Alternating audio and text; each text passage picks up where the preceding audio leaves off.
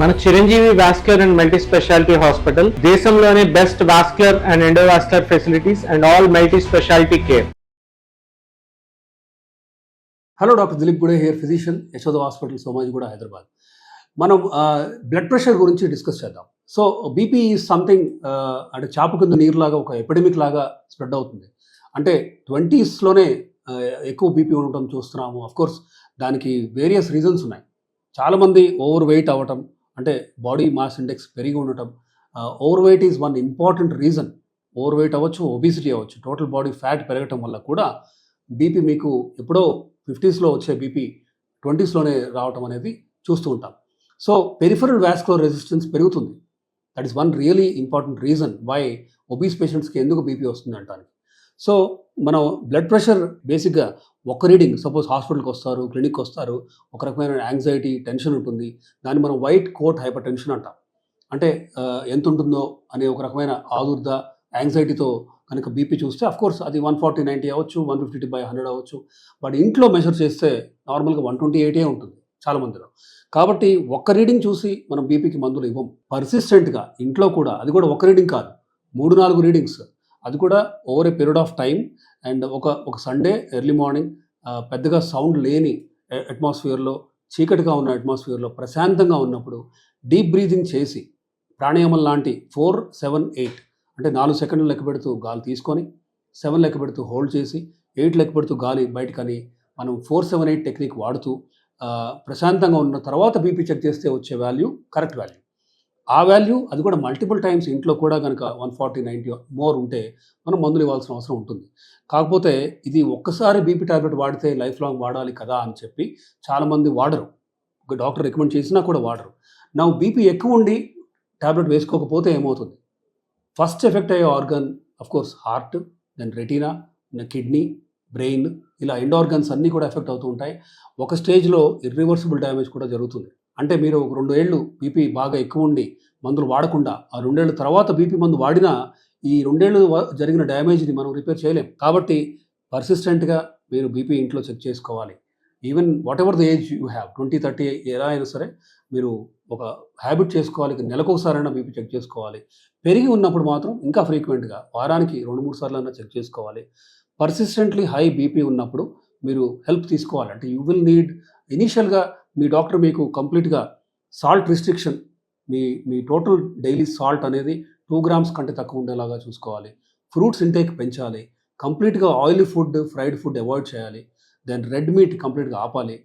సాధ్యమైనంత వరకు మీరు కనుక ఓవర్ వెయిట్ ఉంటే బరువు తగ్గే విధంగా మీరు దానికి ఎక్సర్సైజ్ చేయాలి, డైట్ కూడా మార్చాలి. దెన్ మీరు ఈ కాంప్లెక్స్ కార్బోహైడ్రేట్స్ ఎక్కువ తీసుకోవాలి. సింపుల్ అంటే ఇప్పుడు వైట్ రైస్ అవ్వచ్చు, షుగర్ కంప్లీట్గా మానేస్తే కూడా బీపీ ఇంప్రూవ్ అవుతుంది. సో షుగర్కి బీపీకి కూడా అవినాభావ సంబంధం అనేది ఉంది. సో మీరు టోటల్ షుగర్స్ కంట్రోల్ చేస్తూ, షుగర్స్, సాల్ట్స్, దెన్ ఈ simple foods like either idli, then white rice, maida, ఇవన్నీ కూడా మనం అవాయిడ్ చేస్తూ, దెన్ ఎక్కువ fruits, then vegetables, tomato, carrot, కీరా, ఈ broccoli, lettuce, capsicum, spinach, green leafy vegetables, ఇవన్నీ ఎక్కువ తీసుకునే విధంగా మనం కనుక చేస్తే, అండ్ దెన్ బాగా డీప్ బ్రీదింగ్ టెక్నిక్స్ అవ్వచ్చు, 4-7-8 టెక్నిక్ అవ్వచ్చు, ఎక్సర్సైజ్ బాగా చేయటం వల్ల, మంచి హెల్దీ నిద్ర రావటం వల్ల మీ బీపీ ఆటోమేటిక్గా నార్మల్లో వచ్చే ఛాన్స్ ఉంది. సో ఎక్సర్సైజ్ యొక్క బెనిఫిట్ని కూడా మీరు మరవద్దు. అండ్ మీ ఎక్సర్సైజ్ అనేది 45 minutes పర్ డే కార్డియో చేయాలి. మజిల్స్ పెరిగే విధంగా, బల్క్ ఇంక్రీజ్ చేసుకునే విధంగా, అది లెగ్స్ అవ్వచ్చు, చేతులకైనా, బ్యాక్ అవ్వచ్చు, కోర్, యాబ్స్ అవ్వచ్చు, ఇట్లా ఒక మజిల్ గ్రూప్ని టార్గెట్ చేసి మనం ఎక్సర్సైజ్ చేస్తూ కార్డియో కూడా చేయాలి. కార్డియో అంటే మనం ట్రెడ్మిల్, సైక్లింగ్, స్విమ్మింగ్, ఇలాంటివన్నీ కూడా ఆల్టర్నేట్ చేయడం అనేది ఇంపార్టెంట్. సో మంచి ఎక్సర్సైజ్తో మీరు బీపీ కంట్రోల్ కూడా చేసుకోవచ్చు. It has been proven that muscle mass పెరుగుతున్న కొద్దీ బ్లడ్ ప్రెషర్కి మందు వాడాల్సిన అవసరం తగ్గుతూ వస్తుంది. కాబట్టి బీపీ ఉంది, మీరు మందు వాడాలి అని డాక్టర్ చెప్తే that is not for life time. ఆ పర్టికులర్ టైం పీరియడ్లో మీరు బీపీ టాబ్లెట్ వాడాల్సి వస్తుంది. అండ్ అఫ్కోర్స్ కొంతమందికి లైఫ్ టైం వాడాల్సిన అవసరం రావచ్చు. బట్ ఈ హెల్దీ లైఫ్ స్టైల్ చేంజెస్ కనుక మీరు చేస్తే, అంటే నిద్ర హెల్దీగా ఉండి, ఈ డైట్లో మార్పులు చేస్తూ, సిగరెట్ అండ్ ఆల్కహాల్ కంప్లీట్గా ఆపేయటం అనేది రియలీ ఇంపార్టెంట్. సిగరెట్ అయితే నికోటిన్ టచ్ చేసే ప్రసక్తే లేదు. బికాస్ బీపీకి నికోటిన్కి డైరెక్ట్ లింక్ ఉంది. అది మీరు టొబాకో చూ చేసినా, దెన్ సిగరెట్ కాల్చిన, దెన్ ఈ స్మోక్లెస్, ఈ మధ్య వేప్స్ అవి వచ్చాయి, వాటితో కూడా బీపీకి లింక్ ఉందని ప్రూఫ్ ఉంది. కాబట్టి నికోటిన్ ఇన్ ఎనీ ఫామ్ ఆపాలి. ఆల్కహాల్ ఎంత మోడరేట్గా ఎంత తగ్గించగలిగితే అంత చేయాలి. దెన్ ఈ సాల్ట్ రిస్ట్రిక్షన్, ఎక్సర్సైజ్ ఇవన్నీ కనుక చేస్తే మెల్లగా మీకు బీపీకి ఇచ్చిన ఫస్ట్ డోస్ దాన్ని సగానికి సగం చేయొచ్చు. ఓవర్ పీరియడ్ ఆఫ్ 6 months అవ్వచ్చు, 1 year అవ్వచ్చు, కంప్లీట్గా బీపీ ట్యాబ్లెట్ ఆపేసే సిచ్యువేషన్ కూడా రావచ్చు. కాబట్టి బీపీకి ట్యాబ్లెట్ వాడటం అనేది ఇదేమి సెంటెన్స్, పనిష్మెంట్ కాదు. అది టెంపరరీయే. అండ్ అగైన్ అఫ్కోర్స్ అందరిలో కాదు, కొంతమందిలో ప్రాబబ్లీ పర్మనెంట్గా వాడాల్సిన అవసరం రావచ్చు. బట్ మీ పేరెంట్స్ ఇద్దరికి బీపీ కనుక యంగ్ ఏజ్లో కనుక వచ్చుంటే మీకు ప్రాబబ్లీ ఎప్పటికీ బీపీకి మందు వాడాల్సిన అవసరం రావచ్చు. అయితే బీపీకి వాడే మందుల క్లాసెస్ కూడా ఇంపార్టెంటే. ఏ క్లాస్ ఎవరికి ఇవ్వాలి? మీరు డయాబెటిక్ పేషెంట్ అయి ఉండి మీకు బీపీ కూడా ఉందన్నప్పుడు ఏస్ ఇన్హిబిటర్ ఆర్ ఏఆర్బి అంటే ఎనలాప్రిల్, రామిప్రిల్ లాంటి మందులు కానీ, టెల్మిసాట, నోల్మిసాట లాంటి మందులు కానీ ఖచ్చితంగా వాడాల్సిన అవసరం అయితే ఉంది. ఎందుకంటే దీని ద్వారానే మనం కిడ్నీని రక్షించవచ్చు, రైట్?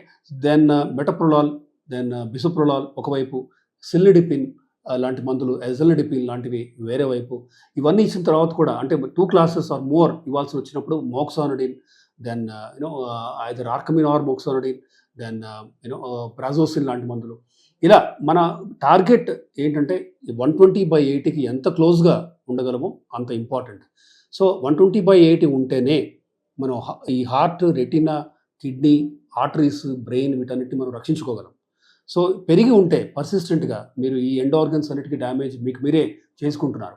కాబట్టి బీపీకి మందు వాడాల్సి వస్తుందేమో అని భయంతో బీపీ చెక్ చేసుకోకపోవడం, ఆర్ చెక్ చేసుకుంటే మందు ఒకసారి స్టార్ట్ చేసి ఎప్పటికి వాడాల్సిందే వస్తుందేమో అని ఆ భయంతో వాడకపోవడం చేస్తే, remember you are putting all these important end organs at risk.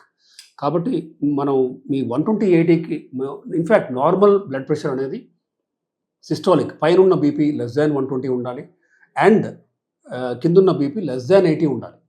So are కాదు, అండ్ అంటే రెండు <120 సిస్టాలిక్ అండ్ <80 డయాస్టాలిక్ ఉంటేనే మీకు బ్లడ్ ప్రెషర్ నార్మల్గా ఉన్నట్టు అండ్ ఎండ్ ఆర్గన్స్ అన్నిటి మీరు ప్రొటెక్ట్ చేసుకుంటున్నట్టు. Thank you.